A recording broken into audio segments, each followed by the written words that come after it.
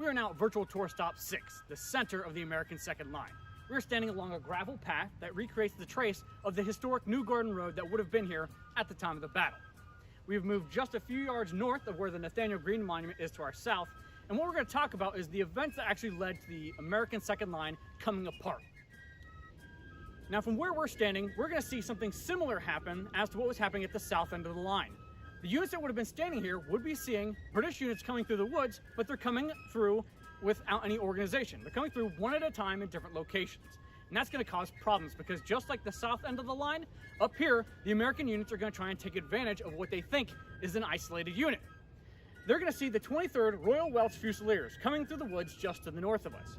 The commander here, Robert Lawson, is going to send two of his units ahead to try and exploit the flanks of that unit because he doesn't see any support units on either side of them. But no sooner do they push out than coming through right where we are the 2nd Battalion of Guards and the Guards Grenadiers. See, what had happened after the British came through the American first line is not only are they getting disorganized, they're actually pulling apart. The two halves of the army are slowly moving away in separate directions, causing a gap in their center. We are standing in that gap right now. So Cornwallis had to use the rest of his infantry reserves to plug that gap. So coming through right where we are that 2nd Battalion of Guards and the Guards Grenadiers. As they come through, they're going to pass the flank of those American units that just pushed out to try and attack the 23rd Royal Welch Fusiliers. Seeing a British unit get behind them causes them to panic. Flanking fire and getting attacked in the side and rear are hugely damaging to morale for multiple reasons. One thing is when you take enfilading fire from the side, it's very easy to hit your target because you're now just shooting up the length of a line. Even if you miss your intended target, slightly off to the left or right, it's probably going to hit somebody just down the line from them. The other thing is that a unit on your flank is a threat you can't address, and a unit on your flank presents a giant threat to your ability to get out. If things get bad and you want to retreat, you do not need an enemy unit blocking your retreat route. With that being said, seeing the British come around their flank, these units break and run. Major St. George Tucker says that they almost run as though they are sheep scared by dogs. They barely get some of the men on the south end of this line to reform and start firing back, while farther to the north of us, they have a better time getting most men to come back together. And with that being said, Major St. George Tucker even says that of those men that could corral and get back into the fight, they actually do a pretty good job fighting when they get them back under control. Many of them fighting 16, 18, 20 shots by some accounts. You now have a giant hole in the northern end of the line.